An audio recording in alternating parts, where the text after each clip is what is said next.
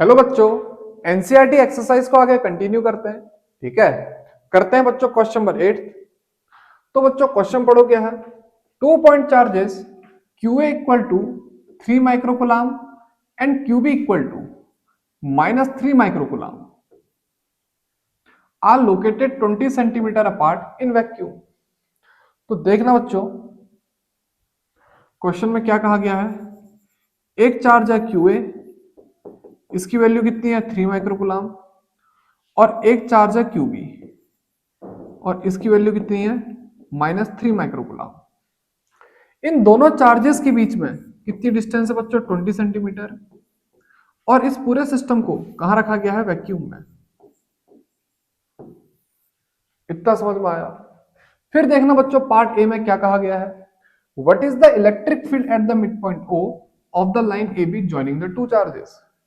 इसका मतलब बच्चों ये पॉइंट है A, ये पॉइंट है B, ये AB लाइन का एक मिड पॉइंट है O, और इस O पॉइंट पे हमें बताना है नेट इलेक्ट्रिक फील्ड। इतना समझ में आया। अब देखना बच्चों, O अगर मिड पॉइंट है तो AO डिस्टेंस कितनी होगी 10 सेंटीमीटर, और OB डिस्टेंस भी कितनी होगी 10 सेंटीमीटर, और इस O पॉइंट पे हम इलेक्ट्रिक फील्ड निकालते हैं। सबसे पहले बच्चों हम निकालेंगे electric field at O due to +3 microcoulomb. इतना समझ में आया। इस 3 माइक्रोकुलाम की वजह से इस O पॉइंट पे इलेक्ट्रिक फील्ड बता रहा हूं, और इसका मैग्नीट्यूड किसके बराबर आएगा बच्चों 1/4πε0 Q/r², यानी कि 1/4πε0 3 × 10⁻⁶ अपॉन r²। ये डिस्टेंस कितनी होगी बच्चों 10 × 10⁻² का स्क्वायर। इतना समझ में आया। अब बच्चों इसकी जो डायरेक्शन होगी वो कहां से कहां की तरफ होगी, ए से ओ की तरफ। तो मैंने डायरेक्शन लिखी फ्रॉम ए टू ओ, ए से ओ की तरफ। इतना समझ में आया। क्यों? क्योंकि पॉजिटिव की वजह से इलेक्ट्रिक फील्ड की डायरेक्शन हमेशा कहां को होती है, बाहर को। इतना समझ में आया। अब बच्चों इसे सॉल्व करते हैं। लिखते हैं 9 × 10⁹ इंटू 3 × 10⁻⁶ अपॉन 10⁻⁻1 का स्क्वायर। तो ये आएगा बच्चों लगभग 9 3 जा 27 इंटू 10 की पावर कितना आएगा बच्चों ये -3 + 3 फिर +2 यानी कि 10⁵। इसका मतलब बच्चों electric field at O due to +3 microcoulomb कितना आएगा 27 इंटू 10⁵ न्यूटन पर कुलाम, और इसकी जो डायरेक्शन होगी वो कहां से कहां की तरफ होगी, ए से ओ की तरफ होगी, फ्रॉम ए टू ओ। इतना समझ में आया। अब ऐसे ही बच्चों electric field at O due to -3 microcoulomb, मैं लिखता हूं electric field at O due to -3 microcoulomb. बच्चों ये कितना आएगा 1/4πε0 Q/r²। इतना समझ में आया। अब देखना बच्चों इसको सॉल्व करना। 1/4πε0 की वैल्यू कितनी आएगी 9 × 10⁹ इंटू Q मतलब बच्चों 3 × 10⁻⁶ अपॉन r², यानी कि 10 × 10⁻² का स्क्वायर। इतना समझ में आया बच्चों। Electric field at O due to -3 microcoulomb, यानी कि इस -3 माइक्रोकुलाम की वजह से इस O पॉइंट पे कितना इलेक्ट्रिक फील्ड है। फॉर्मूला वही आएगा 1/4πε0 Q/r²। Q की वैल्यू क्या आउट करोगे बच्चों -3 माइक्रोकुलाम। लेकिन ध्यान देना यहाँ पे मैंने माइनस साइन पुट नहीं करा, मैंने क्या पुट करा सीधे 3 माइक्रोकुलाम, यानी कि 3 × 10⁻⁶ अपॉन r², यानी कि बच्चों ये डिस्टेंस का स्क्वायर। सेंटीमीटर को किसमें चेंज कर रखा मीटर पे, तो इस वजह से 10 × 10⁻² का होल स्क्वायर। इतना समझ में आया। अब ये माइनस साइन पुट तो नहीं करा, लेकिन इस माइनस साइन की वजह से हम डायरेक्शन काउंट करेंगे, और डायरेक्शन क्या आएगी बच्चों फ्रॉम O टू B, यानी कि बच्चों इस पॉइंट पे इस माइनस के वजह से जो इलेक्ट्रिक फील्ड होगा उसकी डायरेक्शन भी कहां को होगी, उधर को ही होगी। क्यों? क्योंकि नेगेटिव की तरफ हमेशा इलेक्ट्रिक फील्ड होता है। इतना समझ में आया। अब इसको बच्चों सॉल्व करोगे तो इसकी वैल्यू कितनी होगी 27 इंटू 10⁵ न्यूटन पर coulomb from O to B. इतना समझ में आया। अब बच्चों निकालते हैं net electric field. Therefore net electric field at O. बच्चों इन दोनों का सीधे सीधे क्या हो जाएगा सम, क्योंकि ये भी कहां को था यहां से इधर को था और ये भी कहां था यहां से इधर को था। समझ रहा मैं क्या कहना चाह रहा हूं। इलेक्ट्रिक फील्ड पॉजिटिव चार्ज की वजह से भी उधर को है, इलेक्ट्रिक फील्ड नेगेटिव चार्ज की वजह से भी उधर को है। तो इस ओ पॉइंट पे नेट इलेक्ट्रिक फील्ड सीधे सीधे क्या हो जाएगा ऐड। मेरा कहने का मतलब है 27 इंटू 10⁵ में ऐड कर देंगे फिर से 27 इंटू 10⁵, यानी कि बच्चों 54 into 10⁵। It means 5.4 into 10⁶ Newton पर कुलाम। और डायरेक्शन बच्चों क्या लिखोगे from O to B.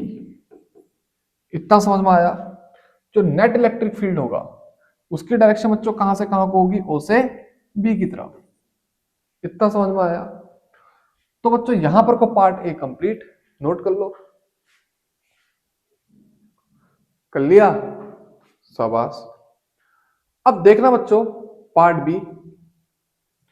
Part B में कहा गया है if a negative test charge of magnitude 1.5 into 10⁻⁻9 coulomb is placed at this point, what is the force experienced by the test charge। यानी कि बच्चों इस पॉइंट ओ पे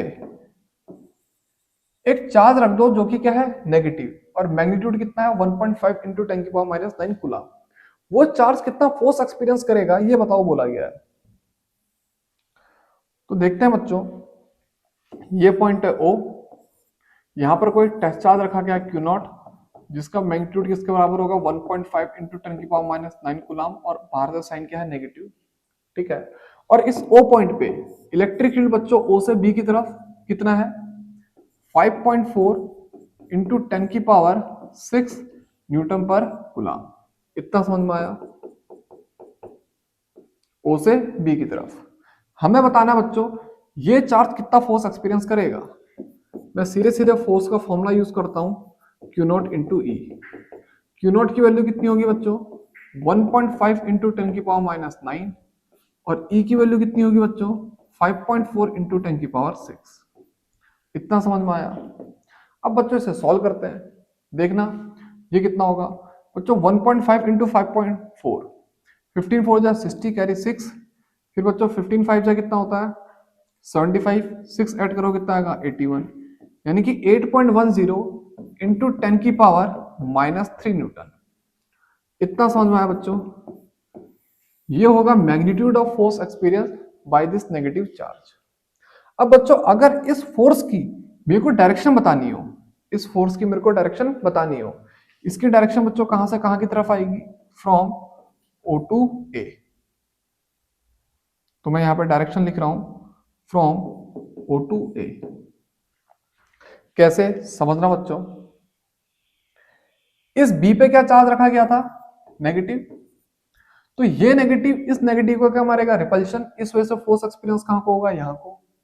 और यहाँ पे पॉइंट ए था, यहाँ पे कौन सा चार्ज था पॉजिटिव, ये पॉजिटिव इस नेगेटिव को क्या करेगा अट्रैक्ट, तो इसके वजह से भी जो फोर्स होगा वो भी कहां को होगा इधर को। इस वजह से जो नेट फोर्स होगा वो बच्चों कहां से कहां की तरफ होगा ओ से ए की तरफ। या फिर ऐसा भी कह सकते हैं जो नेगेटिव है उस पे जो फोर्स एक्सपीरियंस की डायरेक्शन होती है, उस पे जो फोर्स एक्सपीरियंस की डायरेक्शन होती है वो हमेशा इलेक्ट्रिक फील्ड के अपोजिट होती है। नेगेटिव चार्ज पे जो फोर्स एक्सपीरियंस की डायरेक्शन होती है वो इलेक्ट्रिक फील्ड के हमेशा क्या होती है opposite.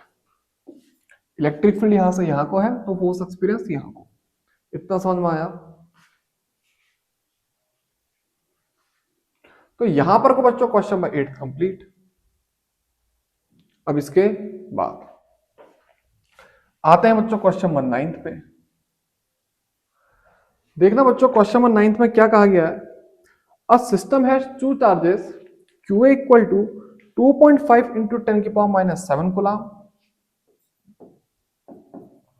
and QB equal to -2.5 into 10⁻⁻7 coulomb located at points A 0,0, -15 centimetre and B 0,0, +15 centimetre. फिर हमसे बोला गया बच्चों रेस्पेक्टिवली, समझना क्वेश्चन को पहले समझ लेते हैं। क्वेश्चन के अकॉर्डिंग बच्चों एक चार्ज है QA जिसका मैग्नीट्यूड क्या है 2.5 इंटू 10⁻⁻7 कूलम, और एक चार्ज है QB जिसकी वैल्यू है -2.5 इंटू 10⁻⁻7 कूलम। बच्चों ये QA कहां पे रखा गया है 0,0, -15 सेंटीमीटर, और ये QB कहां पे रखा गया है 0,0, +15 सेंटीमीटर। इतना समझ में आया। फिर देखना बच्चों हमसे क्या पूछा गया है, what are the total charge and the electric dipole moment of the system. ठीक है, तो देखना बच्चों सबसे पहले करते हैं ए पार्ट, यानी कि टोटल चार्ज। टोटल चार्ज कैसे कैलकुलेट किया जाएगा बच्चों, total charge equals to QA plus QB। QA की वैल्यू है 2.5 इंटू 10⁻⁻7 प्लस QB की वैल्यू है -2.5 इंटू 10⁻⁷। इतना समझ में आया। तो जो नेट चार्ज आएगा वो कितना आएगा बच्चों 0 कूलम। पॉजिटिव और नेगेटिव आपस में क्या कर जाएंगे कैंसिल। अब देखना बच्चों बाद में क्या पूछा गया था, electric dipole moment of the system. बच्चों electric dipole moment of the system इसका फॉर्मूला क्या होता है, P equals to Q into 2A। ठीक है बच्चों, चार्ज की वैल्यू कितनी है 2.5 इंटू 10⁻⁷। 2A क्या होता है बच्चों, distance between negative charge and positive charge, या फिर डिस्टेंस बिटवीन चार्जेस। एक बात जाना बच्चों, इसी के जस्ट बीच में क्या होगा 0,0,0। यहां से लेकर यहां तक की डिस्टेंस कितनी है 15, यहां से लेकर यहां तक की डिस्टेंस कितनी है -15। मेरा कहने का मतलब है ये कोऑर्डिनेट +15 है और ये कोऑर्डिनेट कितना है -15। तो ये जो टोटल लेंथ होगी वो कितनी होगी बच्चों 30। समझ में आया। तो इसे क्या लिखा जाएगा 30 इंटू 10⁻⁻2। सेंटीमीटर को किसमें चेंज कर रखा बच्चों, मीटर में। अब बच्चों 2.5 को बच्चों 30 से मल्टीप्लाई करो, कितना आएगा 75.0 इंटू 10⁻⁹, या फिर हम लिखेंगे 7.5 इंटू 10⁻⁸। ठीक है, इसकी यूनिट क्या आएगी बच्चों कूलम मीटर। इतना समझ में आया। अब बात करेंगे बच्चों डायरेक्शन की। अब बात करेंगे बच्चों डायरेक्शन की। हमें पता है जो डायपोल मोमेंट की डायरेक्शन होती है वो हमेशा नेगेटिव से पॉजिटिव होती है। नेगेटिव चार्ज बच्चों ये है, पॉजिटिव चार्ज बच्चों ये है। तो इसकी डायरेक्शन कहां से कहां की तरफ होगी बच्चों, from QB to QA in Z axis. समझ में आया। ये क्या है QB और ये क्या है QA। इतना समझ में आया। इसे B पॉइंट कहा गया था और इसे A पॉइंट कहा गया था। A 0,0, -15 एंड B क्या था 0,0, +15। तो जो डायरेक्शन है बच्चों वो QB से कहां की तरफ होगी, QA की तरफ, यानी कि नेगेटिव से पॉजिटिव की तरफ। और किसमें Z एक्सिस में। Z एक्सिस क्यों बोला गया बच्चों, x भी 0 है, y भी 0 है और z कितना है +15। यहाँ x भी 0 है, y भी 0 है और z कितना है -15। इतना समझ में आया। तो यहां पर को बच्चों क्वेश्चन नंबर 9 कंप्लीट, नोट कर लो। कर लिया, शाबाश। अब देखना बच्चों क्वेश्चन नंबर 10। क्वेश्चन नंबर 10 में क्या बोला गया है, an electric dipole with dipole moment 4 into 10⁻⁹ coulomb metre is aligned at 30 degree with the direction of a uniform electric field of magnitude 5 into 10⁴ Newton per coulomb. An electric dipole with dipole moment 4 into 10⁻⁹ coulomb meter is aligned at 30 degree with the direction of a uniform electric field of magnitude 5 into 10⁴ Newton per coulomb. फिर हमसे बोला गया है calculate the magnitude of the torque acting on the dipole. बच्चों question के according एक electric field है,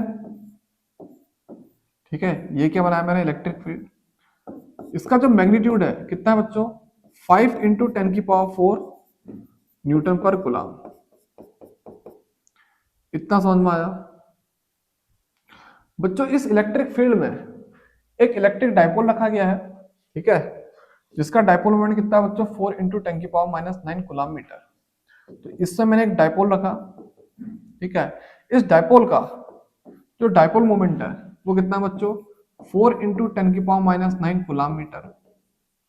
इतना समझ में आया। अब बच्चों ये डायपोल 30 डिग्री एंगल पे रखा गया है, किसके साथ, इलेक्ट्रिक फील्ड के साथ, यानी कि ये जो एंगल है वो कितना होगा बच्चों 30 डिग्री, ठीक है। डायपोल की डायरेक्शन के साथ इलेक्ट्रिक फील्ड का जो एंगल होगा डायपोल की डायरेक्शन के साथ, डायपोल की डायरेक्शन नेगेटिव से पॉजिटिव, तो ये पी वेक्टर क्या हुआ डायपोल की डायरेक्शन। फिर ये ऊपर को क्या है इलेक्ट्रिक फील्ड, इनके बीच में एंगल कितना है 30 डिग्री। हमसे पूछा गया है calculate the magnitude of the torque acting on the dipole. सीधे सीधे बच्चों यहाँ पे फॉर्मूला लगाते हैं। टॉर्क का फॉर्मूला क्या होता है बच्चों, torque equals to p sine theta. P की वैल्यू कितनी है बच्चों 4 इंटू 10⁻⁹। इलेक्ट्रिक फील्ड कितना है बच्चों 5 इंटू 10⁴। साइन थीटा का मतलब बच्चों साइन 30 डिग्री, इसका मतलब 4 इंटू 10⁻⁹, 5 इंटू 10⁴, साइन 30 का मतलब 1/2। अब बच्चों इस 2 से 4 को कट करना कितने टाइम जाएगा 2 टाइम्स, 5 2 जा कितना आएगा 10, 10 इंटू 10⁴ कितना आएगा 10⁵, फिर इंटू 10⁻⁹ कितना आ जाएगा बच्चों 10⁻⁴। यानी कि हमारा आंसर आएगा बच्चों torque experience equal to 10⁻⁴ newton metre. यहां पर वो क्वेश्चन समझ में आया? तो बच्चों क्वेश्चन नंबर 10 को भी नोट कर लो।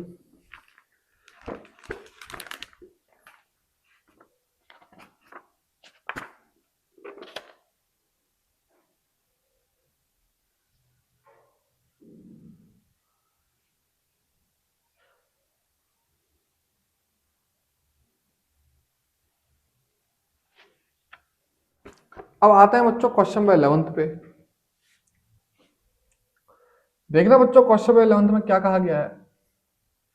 अ polythene piece wrapped with wool is found to have a negative charge of 3 into 10⁻⁻7 coulomb. ठीक है। फिर पार्ट ए में बोला गया है estimate the number of electron transferred from which to which. यानी कि बच्चों क्वेश्चन में कहा गया है एक पॉलिथीन पीस है, ठीक है,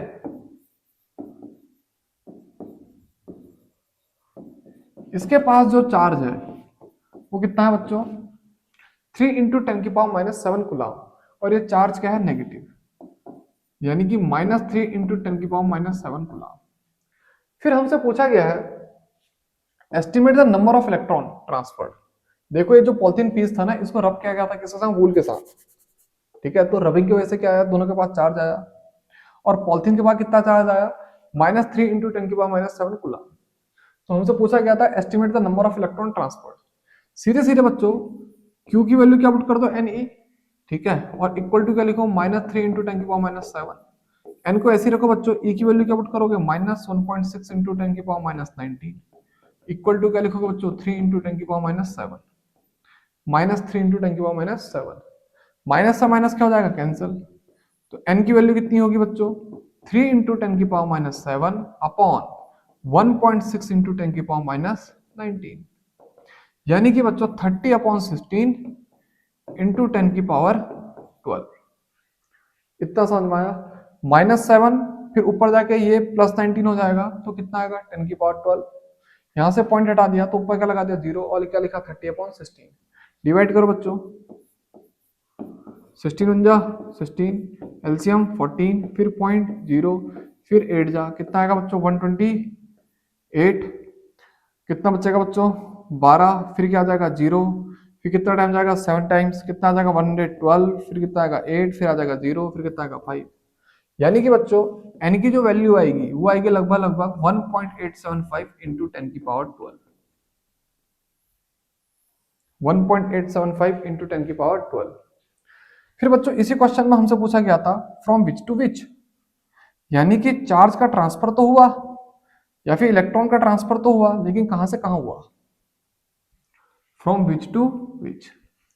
देखना बच्चों पॉलिथीन के पास नेगेटिव चार्ज आया है, पॉलिथीन के पास जो चार्ज आया है वो क्या है नेगेटिव, यानी कि पॉलिथीन ने इलेक्ट्रॉन क्या कर रखे होंगे गेन, और वूल के पास चार्ज क्या है पॉजिटिव, वूल के पास जो चार्ज है वो पॉजिटिव, यानी कि वूल ने अपने नेगेटिव इलेक्ट्रॉन या फिर अपने इलेक्ट्रॉन्स क्या कर रखा होंगे, डोनेट किए होंगे। इतना समझ में आया। तो फ्रॉम विच टू विच, इसका मतलब क्या होगा बच्चों, इलेक्ट्रॉन जो ट्रांसफर हुए होंगे, तो मैंने कहा electron transferred from wool to polythene. क्यों? क्योंकि पॉलीथीन के पास नेगेटिव चार्ज है। समझ में आया। तो जिसके पास नेगेटिव चार्ज होता है उसके ने क्या करा है, जिसके पास नेगेटिव चार्ज होता है उसने इलेक्ट्रॉन गेन करा है। इतना समझ में आया। अब देखना बच्चों बी पार्ट में क्या पूछा गया है, is there a transfer of mass from wool to polythene. Yes, अगर इलेक्ट्रॉन ट्रांसफर हुए हैं तो मास भी तो ट्रांसफर होगा। ठीक है, और मैं लिखता हूं यस एंड मास ट्रांसफर वो किसके बराबर होगा बच्चों, n into mass of each electron. यानी कि बच्चों 1.875 इंटू 10⁻12 इंटू 9.1 इंटू 10⁻31। इतना समझ में आया। इतना केजी, इतना समझ में आया बच्चों। कितना मास ट्रांसफर हुआ होगा, मास ऑफ इलेक्ट्रॉन इंटू ये number of electrons, mass of electron into number of electrons. इतना समझ में आया। इसको बच्चों कैलकुलेट कर लेना। तो बच्चों यहां पर क्वेश्चन नंबर 11 भी कंप्लीट, नोट कर लिया, शाबाश। अब आते हैं बच्चों क्वेश्चन नंबर 12 पे। देखना क्वेश्चन नंबर 12 में क्या कहा गया है। Two insulated charged copper sphere A and B have their centers separated by a distance of 50 centimeter. What is the mutual force of electrostatic repulsion if the charge on each is 6.5 into 10 raised to the power minus 7 coulomb. ठीक है, फिर आगे बोला गया है the radii of A and B are negligible compare to the distance of separation. तो बच्चों question के अकॉर्डिंग हमारे पास दो चार्ज स्फीयर है। ठीक है, किसके, कॉपर के। एक है ये, इसका जो चार्ज है बच्चों कितना है 6.5 इंटू 10⁻⁻7 कूलम। और एक है ये, इसका चार्ज भी कितना है बच्चों 6.5 इंटू 10⁻⁻7 कूलम। इन दोनों के बीच की डिस्टेंस कितनी है बच्चों 50 सेंटीमीटर। ठीक है, और इस पूरे सिस्टम को कहां रखा गया बच्चों, एयर में ही रखा गया होगा। ठीक है, या फिर वैक्यूम में रखा गया होगा। ठीक है, ऐसा दिया नहीं है तो एक काम करते हैं इसको एयर में ही ले लेंगे। ठीक है, अब देखना बच्चों इस ए पार्ट में क्या पूछा गया था, what is the mutual force of electrostatic repulsion. सीधे बच्चों फोर्स निकालो बोला गया है।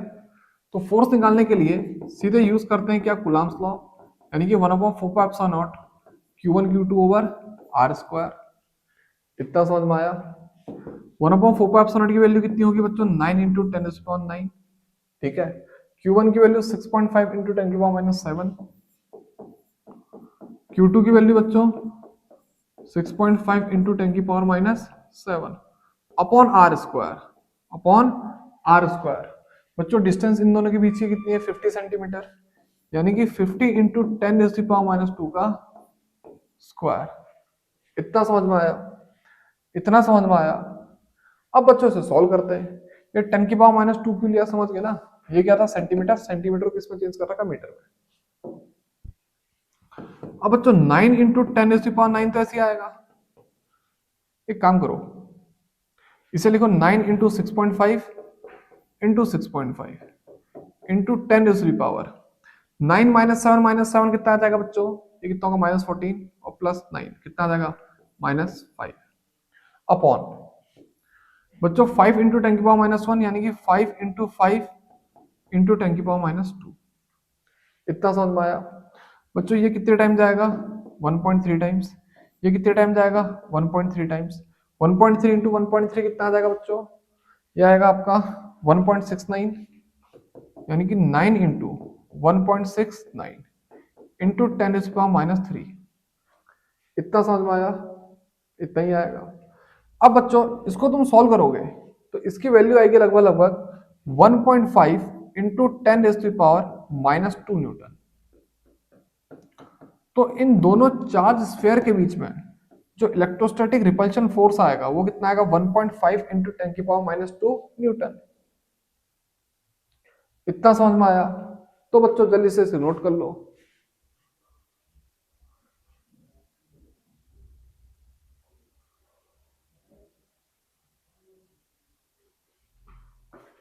अब इसके बाद देखना बच्चों, इसी क्वेश्चन के बी पार्ट में क्या बोला गया है, what is the force of repulsion if each sphere is charge double the अब amount and the distance between them is half. तो बच्चों क्वेश्चन के अकॉर्डिंग नया फोर्स बताओ, नया फोर्स बताओ, पार्ट बी। कंडीशन, इन दोनों के पास जो चार्ज है उसको क्या कर दो डबल, यानी कि चार्ज अगर पहले Q1 था तो अब चार्ज कितना हो जाएगा 2Q1, इसके पास चार्ज अगर Q2 था अब चार्ज कितना हो जाएगा 2Q2, और इनके बीच के जो डिस्टेंस है वो पहले के आधी कर दो।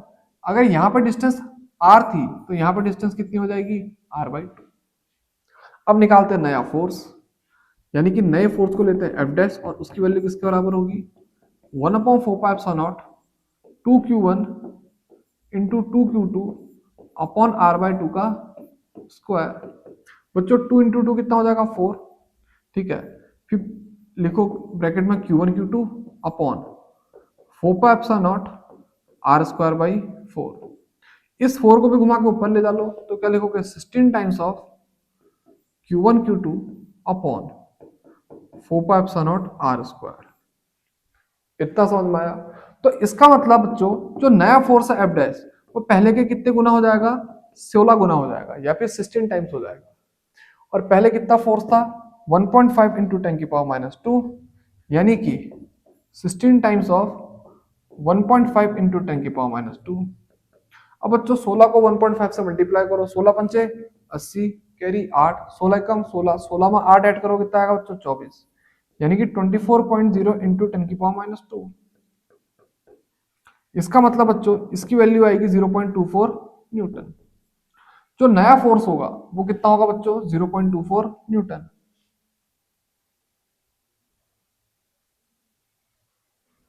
इतना समझ में आया। अब इसे नोट कर लो, कर लिया। अब बच्चों करते हैं नेक्स्ट क्वेश्चन। देखना बच्चों नेक्स्ट क्वेश्चन क्या है, suppose the spheres A and B in exercise 12 have identical sizes.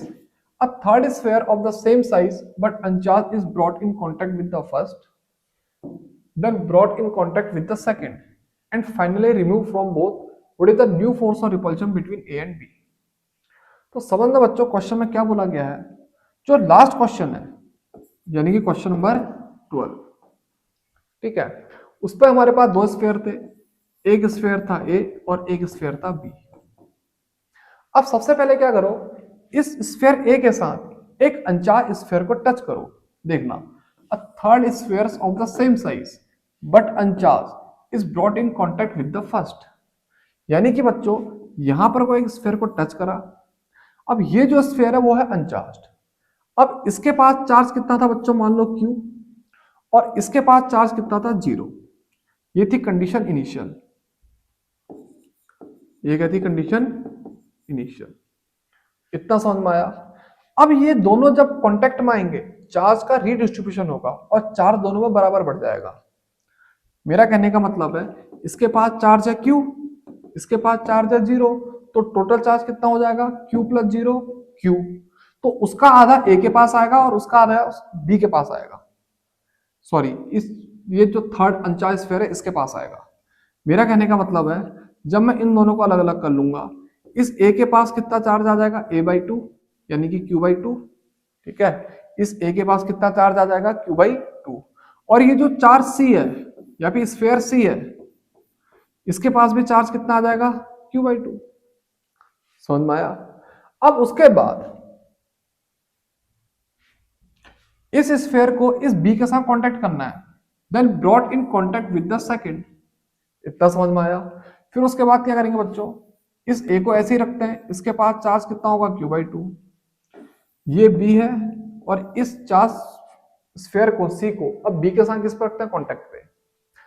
अब इसके पास चार्ज कितना था Q/2 और इसके पास चार्ज कितना था Q। समझ में आया। देखना पहले दो स्फीयर है, एक स्फीयर है A, एक स्फीयर है B, इसके पास चार्ज Q है और इसके पास भी चार्ज Q है। एक अनचार्ज स्फीयर C पहले किसके साथ कांटेक्ट किया गया है A के साथ, तो टोटल चार्ज कितना होगा बच्चों Q + 0 Q। अब इसका आधा चार्ज A के पास आ जाएगा, आधा चार्ज C के पास आ जाएगा, यानी कि Q/2 A के पास आएगा, Q/2 C के पास आएगा। इतना समझ में आया? इतना समझ में आया? अब इस C को उठा के किसके साथ कांटेक्ट कर दो? B के साथ। C के पास कितना है? Q/2 और B के पास कितना है? Q। तो टोटल चार्ज कितना होगा यहाँ पे? Q प्लस Q/2, यानी कि एलसीएम लोगे 2Q प्लस Q/2 यानी कि 3Q/2। अब इसका आधा उस B के पास जाएगा और आधा C के पास आएगा। इस चार्ज का आधा B के पास जाएगा और इसी चार्ज का आधा किसके पास आएगा? C के पास। तो समझना बच्चों, ये जो A है इसके पास कितना होगा? Q/2। इस B के पास कितना होगा बच्चों? 3Q/4 और इस C के पास कितना आएगा बच्चों? 3Q/4। इतना समझ में आया? अब हमसे पूछा गया है इस A और B के बीच में, इस A और B के बीच में नेट क्या निकालो? फोर्स निकालो। तो बच्चों नाउ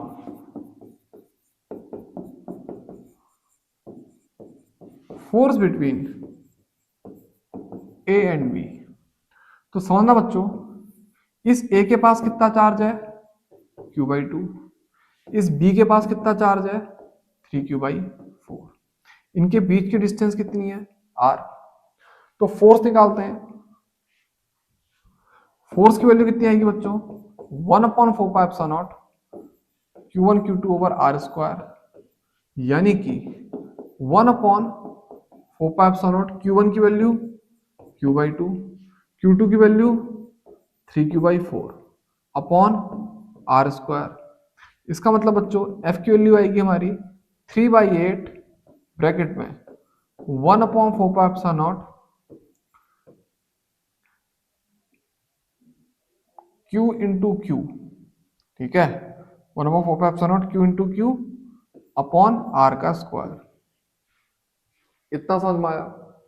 अब बच्चों इसे तो लिखते हैं 3/8 और लास्ट क्वेश्चन में पूरे फोर्स की वैल्यू कितनी आई थी? 1.5 इंटू 10⁻²।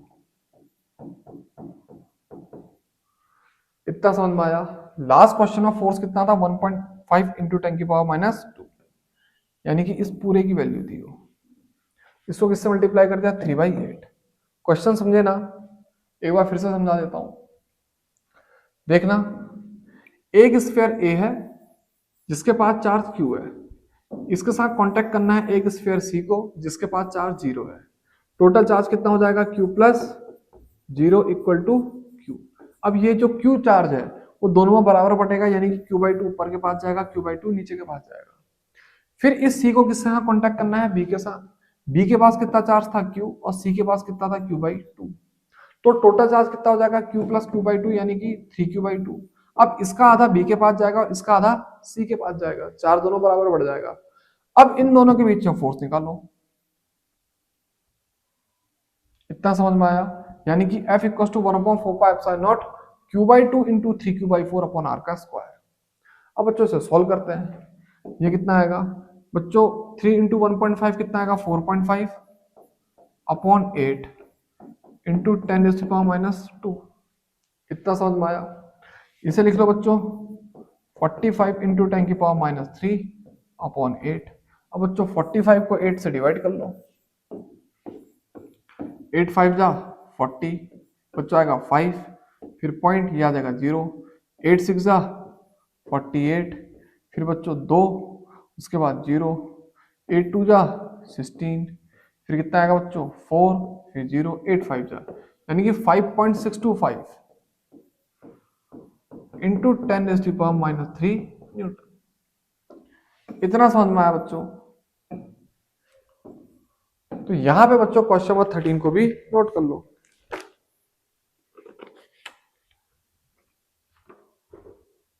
इतना समझ में आया?